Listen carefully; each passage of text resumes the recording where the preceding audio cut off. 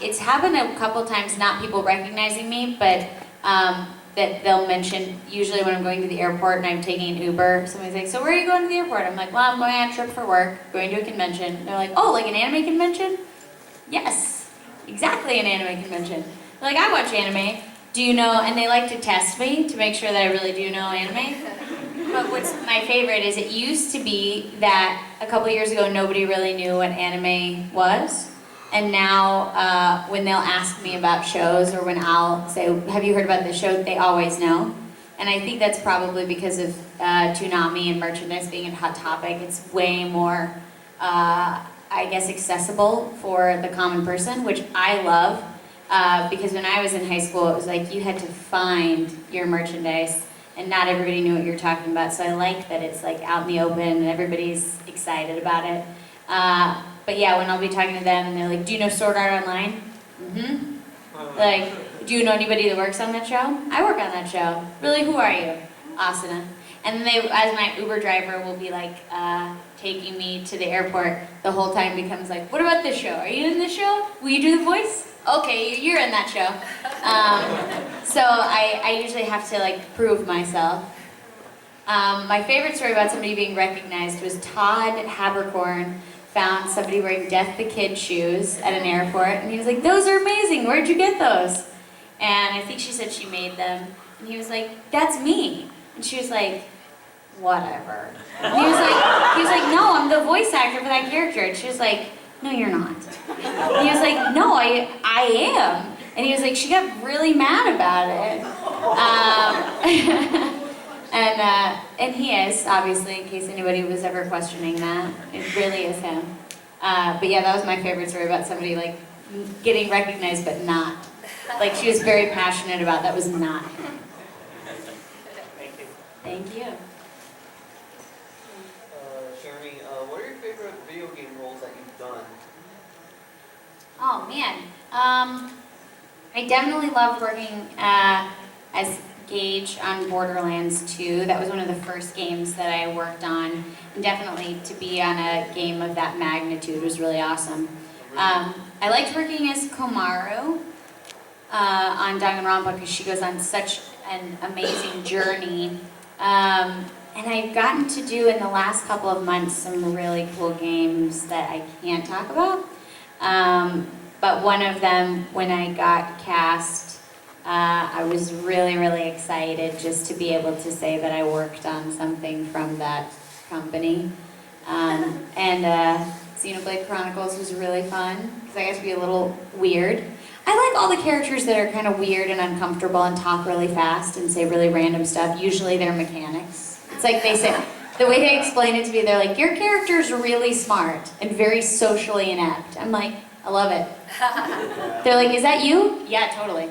I don't think I'm really smart though. I'll just hide behind that veil. One of these days I should get my hands on the Borderlands collection. Oh yeah. Crush the system. Always. Always gotta smash that system. Yeah. When you were voice acting as Gage, did you play as her? I am not really great at video games. I enjoy playing, but I'm not very competitive, so I played with my brother so we could get through the game faster so I could see more of the game. And my brother, as supportive as he is, once we were playing as Gage, muted the game because he didn't want to hear me in the game. He was like, he goes, Jeremy, you've got to understand, because at first I was like, this really hurts my feelings. And he was like, you've got to understand, I play games to escape my real life. I don't want to hear my sister in my escape world.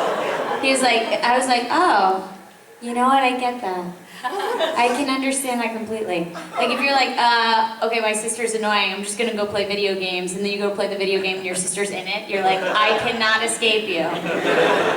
So I will watch other friends play, and that's the other game I like to play when they're playing Borderlands. I'll stand behind them and say Gage's lines echoed behind them. And that was how one of my husband's friends figured out that I was Gage, because he was like, man, this sound system is like stereo. I was like, yeah, it has nothing to do with the fact that I'm right by your ear. Just repeating everything. So I've played a little bit, but mostly it's vicariously through other people. I love it. My sister's actually kind of the same way, because most of my start with voiceover was me in my back porch, recording for projects online and stuff like that. So every time my sister talks about voiceover with me, she's like, yeah, I just remember when we were kids and you'd just be yelling in the back porch, just talking to yourself, and I'm like, stop, it was good practice, okay? It is, totally. And then pretty recently I actually got verified on Twitter because I requested the Did you verification and really? they accepted it. How do So- you do that? There's a form you fill out now, and if you give them reasons and credits and stuff like that, Okay. they'll usually do it. Some people have gotten denied. I was lucky, I guess. That's awesome. But my sister actually, on her Twitter account, she's like, oh my God, my sister is Twitter verified. What is my life? I don't even think my brother is on Twitter. He should be. He should, So he could make posts like that. It's true, yeah. It would just be self-deprecative jokes about his sister the whole time. That's good. I'd follow that.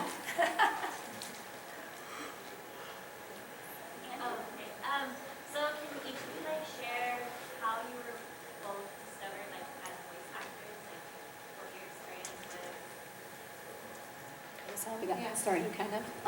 For me, I like I said, mentioned before, I've always been, a big fan of cartoons and video games, and voiceover kind of just fell into that category at a certain point once you kind of realize that there are people that get paid to do this kind of thing.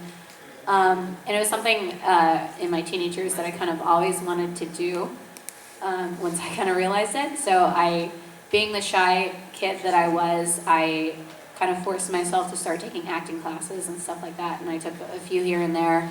And then eventually, kind of cutting out some of the story here, I moved to Los Angeles and started taking some voiceover specific classes and workouts with a company that you guys may know called Bing Zoom. And Tony Oliver, who's a very prolific person in the industry, does a lot of those classes. And I took a few, and then he decided that he liked me enough to recommend me to the studio. So I did an audition and a Walla session, which is the background voices that you hear in classrooms and shopping scenes and stuff like that. And didn't hear anything for a while. And it wasn't until my boyfriend, who actually also is a voice actor and works with them, he got an audition for the Pac-Man and the Ghostly Adventures video game, which is a game that they did based off a TV show that they did in Canada. So they wanted to do the video game in Los Angeles and wanted voice matches for the show. So he's like, you can totally sound like two of these characters at least. They know you, let me ask if you can audition.